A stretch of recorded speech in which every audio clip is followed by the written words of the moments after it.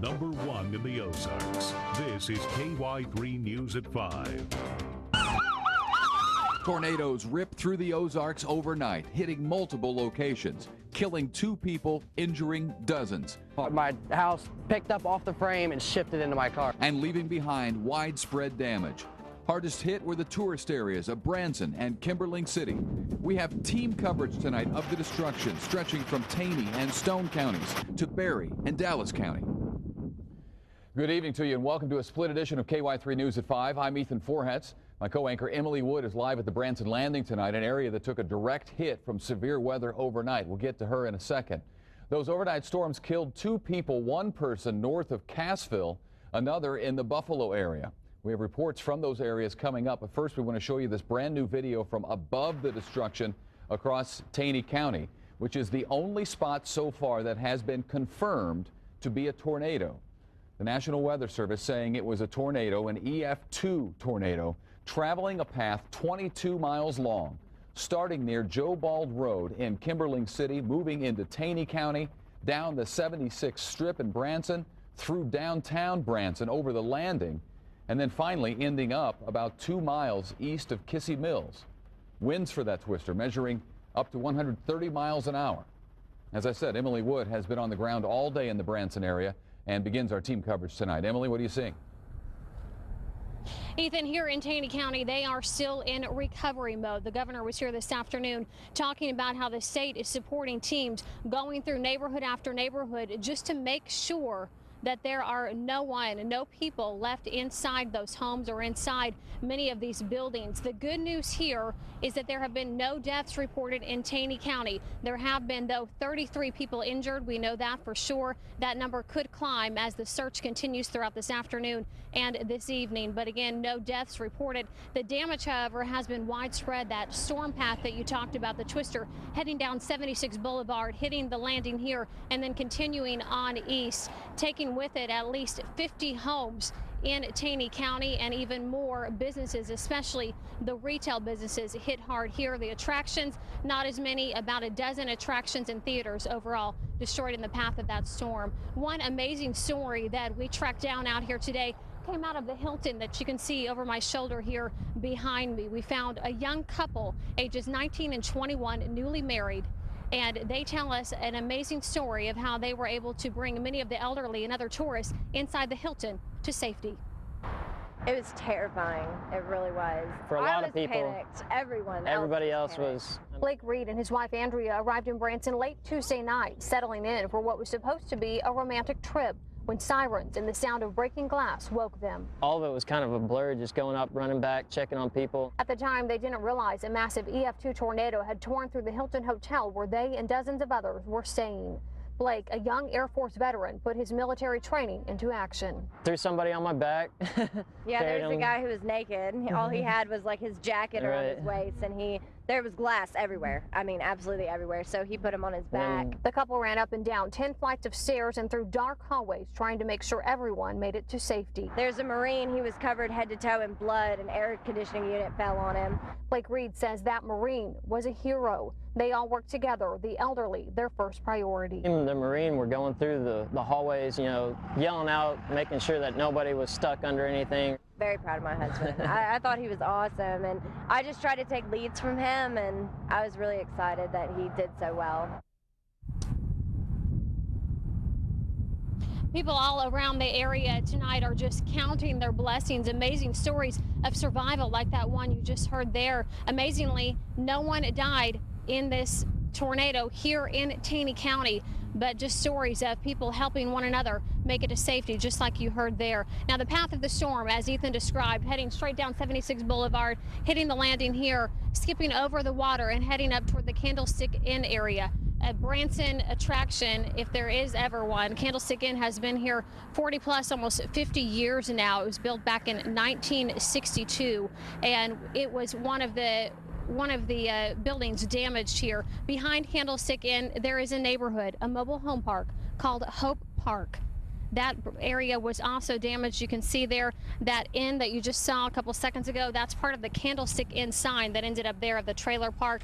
Dozens of homes also behind east of that area where neighbors are helping neighbors this afternoon. We talked with one woman named Lisa Hirschenrader and her family. She says they survived, but they say it was just a terrifying experience. Then it got noisier, and you could feel the pressure in the house. We held hands, and we began to pray and just asked God for His protection, His provision, and heard a loud crash. And it sounded like there was something that was devastating in the home, but we were still safe in that basement area. Again, they made it out safely out of their home there, but pretty much all of Hope Trailer Park flattened there. But did you hear that name? It's called Hope, and that is exactly what the community members there in the Hope area are holding on to as they work together to try to rebuild their community. The governor also talking along those same lines when he visited the Branson area around 1:30 this afternoon. He cited Joplin. He said Joplin should be an example for the folks here in Branson as they try to rebuild and try to come together as a community. And he said that the state will definitely be supporting Branson each step of the way. The folks of Branson today were already talking about doing everything they can to get stood up and ready to go for the tourism season. We stand ready to work with them in anything that they need to make sure they're backing up and operating. The governor also talking about people here being weather aware. He said it's amazing just how prepared and ready this community was for this type of disaster. And he says that is what prevented a loss of life here in Taney County. Unfortunately, though, in 2 other parts of the Ozarks, that was not the case. We do know of 2 deaths in the Ozarks, and Linda Russell is joining us now from the Buffalo area to tell us one of those stories. Linda. And what you see behind me is what's left of that mobile home park just here south of Buffalo that was hit hard overnight. We've been left in for a few minutes. We weren't able to go far because emergency crews and power crews have had Ash Road closed off all day today, as well as last night. One person was actually killed in this mobile home park. We're told it's a woman, but her name has not yet been released. About a dozen others injured when the National Weather Service believes that EF2 tornado passed through this area just after midnight. The landscape of Dallas County, just south of Buffalo, changed overnight. There's a little bit more damage to the west, but this is kind of where it started. The tornado hit the Schwarzentrooper family hard. John didn't want to be on camera, but told us his relative's amazing story. They had just started trying to get up, so they were scattered in different places. That's when the tornado hit, twisting and smashing the mobile home, setting it down on the family van. Ronald and Celesta Schwarzentrooper were able to hold on to 3-year-old Riley, but their 2 girls had been in their bedrooms. Then, from across the yard, came 6-year-old Jasmine. Jasmine, she was out here and she walked over to her parents. I mean, they were, yelling for her and everything. For a few frantic moments, the family couldn't find 9-year-old Megan. Then when things quieted down a little bit, they could hear her screaming. She was here at this end of the house underneath a dresser. Luckily, she was not seriously hurt. Sadly, 1 person was killed in this mobile home park. About a dozen homes destroyed in just this spot. I'm surprised we didn't have more injuries. The storm's path was several miles long with varying degrees of damage. Something must have hit this, blew it out. Hearts are hurting, especially for the family that lost a loved one, but others are thankful for what they still have. It is a miracle because, well, the fact that the house could move that much and be damaged that bad without, a bigger injury. And the good news is that the Schwarzentrooper family is all going to be okay. They've all been released from the hospital, though, with stitches for their cuts as well as bruises and other bumps. Everyone, including the baby on the way, is going to be just fine. Of course, our hearts are going out to the family that lost a loved one in this mobile home park here just south of Buffalo. As we mentioned, the road has been closed off to that mobile home park all day. There is actually going to be a curfew tonight, and no one but emergency crews, not even the homeowners, will be allowed in from 6:30 p.m. to 6:30 a.m. Now, Southwest Electric says that everyone in this area who was out of power and that is able to get it back has already gotten it. Empire Electric in this area still has 2,700 people without power. Guys. KY3's Linda Russell for us tonight, reporting from near Buffalo. Now, there was also another tragedy in the Ozarks, this one involving an older man who we understand was thrown from his mobile home, and it happened just north of Cassville. KY3's Ashley Reynolds continues with our team coverage. This is just one of the several homes damaged here in Berry County. We're told that 2 people were inside this home when the storm came through the possible tornado, and they did make it out alive. Most of the damage here in Berry County is isolated just a few miles north of Cassville on Highway Business 37. People are picking up what's left of a broken neighborhood. A heartbreaking sight as folks salvage what they can find. Doug Keeler, a grandfather of 5, died. I just seen him yesterday and he was laughing, carrying it on like he always does. He said when it's time for him to go, he'll go no matter what. This is too early. Too early. He was thrown from his trailer. His body was found across the street, more than 150 yards where his home once stood. He just moved here a few months ago. 4 others from this neighborhood are injured. A family was in this mobile home that flipped. All are alive. One was hurt with minor injuries. I know Berry County is strong, and the citizens will group together and help one another best they can. When I seen this, it kind of brought back some memories of Joplin, you know. But this wasn't near what Joplin was, but it's bad enough. You know, it took somebody's life. We're told that Governor Jay Nixon is expected to be here late this afternoon to look at the damage. And of course, we'll have the latest from Berry County tonight at 6 o'clock. In Berry County, Ashley Reynolds, KY3 News. And we can confirm with you that we understand the governor did go on to Cassville after his stop in Branson here this afternoon to take a look at the damage for himself. Now back here to Stone and Taney counties, where really the damage was probably the most widespread from all accounts that we're getting. We can tell you that about 15 hotels were destroyed in this, about a dozen theaters and attractions, but many, many more retail locations, at least 50 local shops here in Branson damaged by the storm. And talking about Taney County now, the tourism industry here, of course, is key, especially this time of year. KY3's Jay Schurter now is joining us from the Strip in Branson. And Jay, yesterday I was just here doing a story about how hopeful everyone in the area is about the tourism season. They were hoping to get it off to an early start, and what an amazing and sad twist of fate for this community. Emily, unfortunately, we're having a bit of a communication issue on our end, but I'm not very far away from where you're at right now. We are on the Strip on Highway 76, which is still mostly closed at this point. Police, utility crews doing a lot of work right now to try to get electricity back up, to be able to clear the roadways. But we definitely have had a lot of onlookers, a lot of tourists that are either staying down here and want to get a look at what's going on, or people in this area that want to see how bad the damage was. Of course, they can only get so far because police have kept them back. But there is something that a lot of people aren't seeing today, and that's all the damage that Kimberling City had and the rest of Stone County. Down to the port of Kimberling, obvious damage at the boat docks. In fact, there was a boat dock here that twisted and flipped completely over, which is why you can see all the orange foam on the bottom, twisted up on top of another boat dock, destroying most of the boats in the water, some that are sunk, some that are half in, half out. Either direction you go, there's standing docks. It just hit a few of them as they crossed over the hill. Normally for this time of the year,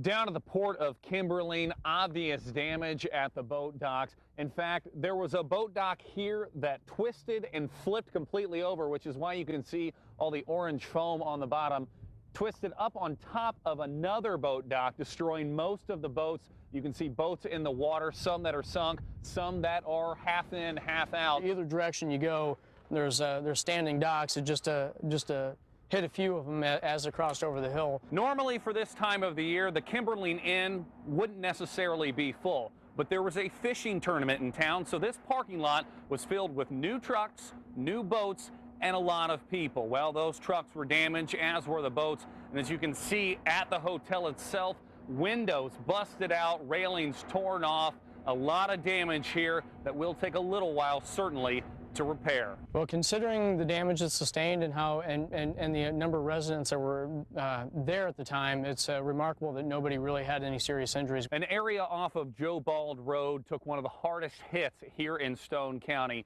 Near Stone Road, where we're at right now, this house completely destroyed, not livable, and it's just one of many houses in this area that took severe damage.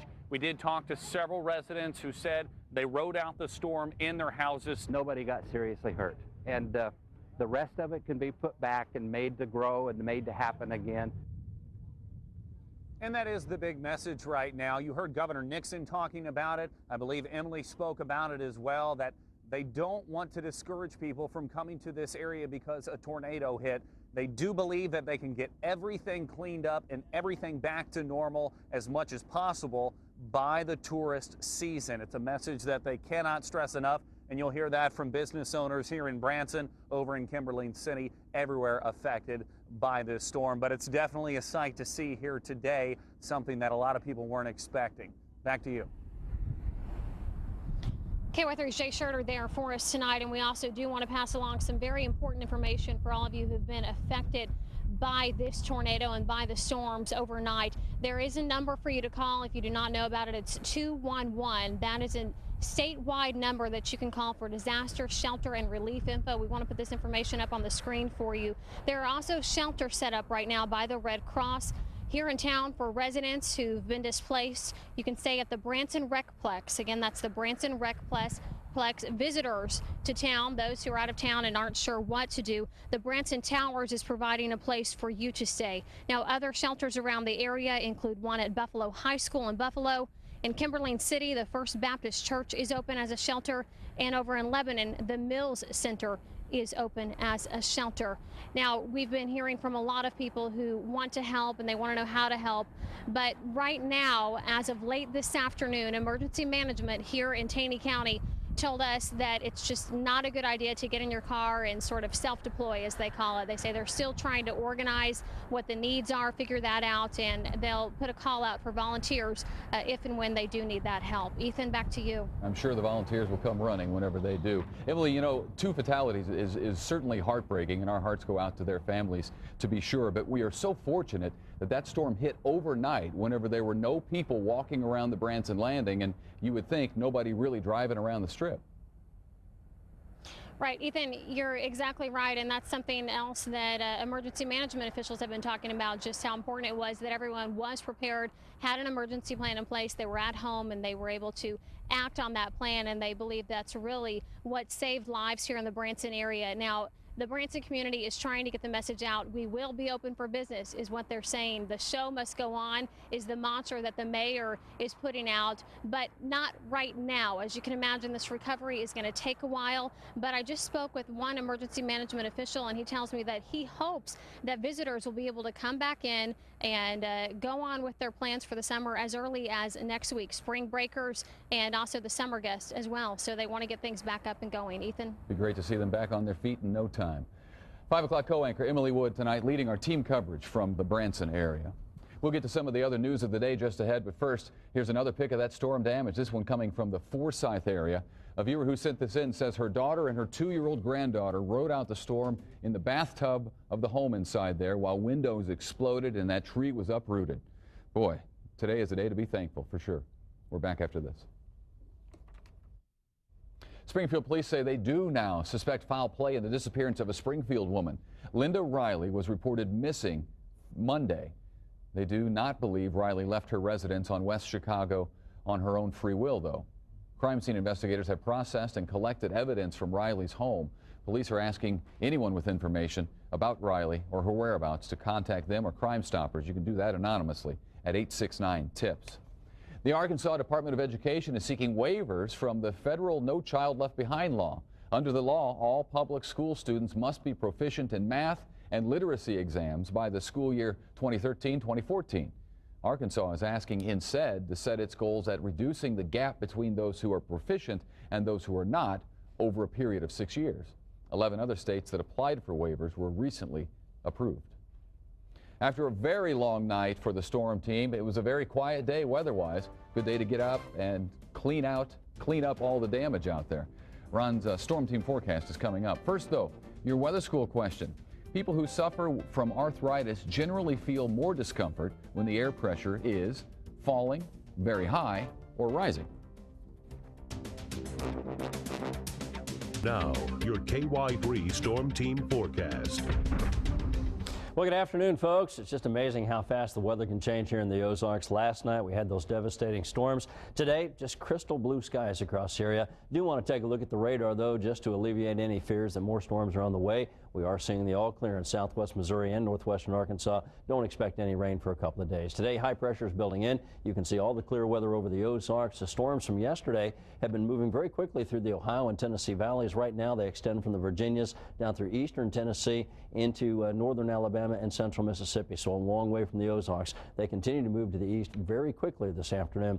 Here's a quick look back at all the storm reports. We had more than 120 total. The red dots here are where we've had reports of tornadoes, and you can see we basically had two tracks, one to the north of Springfield through the Bolivar area, through Dallas County and Buffalo and over towards Lebanon. The other one went south of here through Cassville down into Branson area, as we've been seeing. And so certainly a rather rough night across the Ozarks, but again, it's a thing of the past. Temperature-wise today, we find ourselves this afternoon in the upper 50s and low 60s out there with loads of sunshine, and we've had a ton of wind too. Right now, winds are gusting out of the west at 28 miles per hour here in Springfield, still gusting to nearly 40 in Rolla.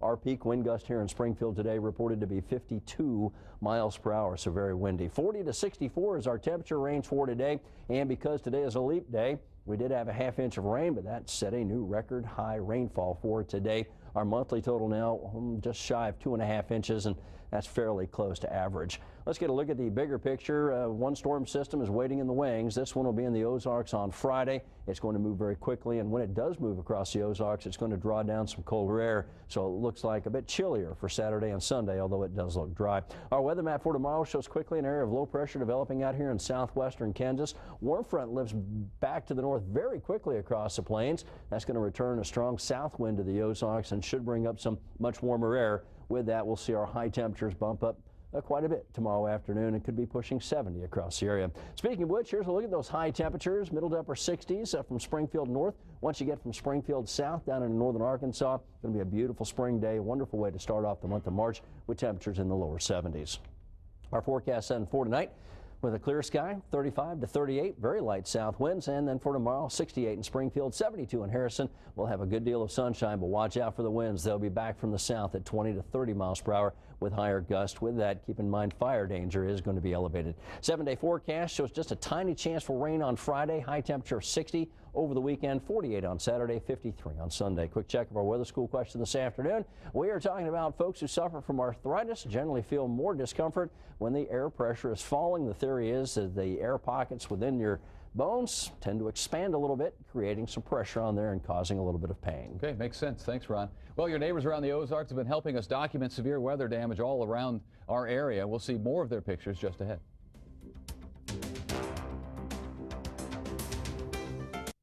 Well, of course, you know, ahead of the storm, you can count on KY3.com and the KY3 weather app to get you ready for the storm. But I can also tell you there are great resources during and after the storm as well. In fact, let me just tell you this real quick.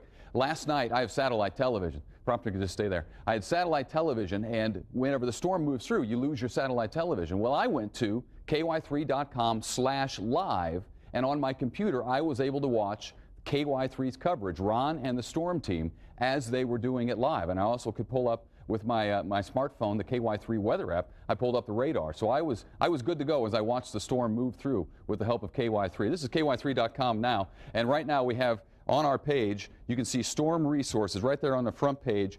And one of the things we have is pretty cool. It's an interactive map of the storm damage reports. You can see right now there are about 80 or so reports that have come into us. You can also give your report of damage. If you click at the top there, submit your report. When you submit that report, this comes up and you can fill it out. When you submit your report, it will appear on that map within just a few minutes. The other thing we have, among many things that we have on the website, is pictures that viewers have sent in. We have hundreds of them of storm damage from all around the area. So you can click through here and you can see all of the different pictures that people have sent in from different areas. We also have divided up the different areas that were hit so that you can go to an area that you may be more interested in to see all of the pictures. But right now we have hundreds of pictures up of the damage, and those are all coming in from viewers. And you can also send in your pics to the KY3 website and we'll post them as well. Do the same on the KY3 weather app and the KY3 app. They're all the places to go. You know, they're the places to be during, before, and after severe weather. So keep us online. It's an online world, isn't it? We're back after this.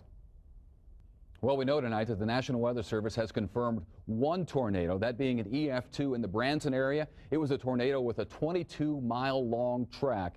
That is the one tornado that has been confirmed. They are currently investigating a couple of other spots near Cassville, where one death happened, and up near Buffalo, where another of the 2 deaths happened. We will keep you informed of that as soon as we get it at KY3.com, on our KY3 apps, weather and news, and then tonight on KY3 News at 6. We'll see you then.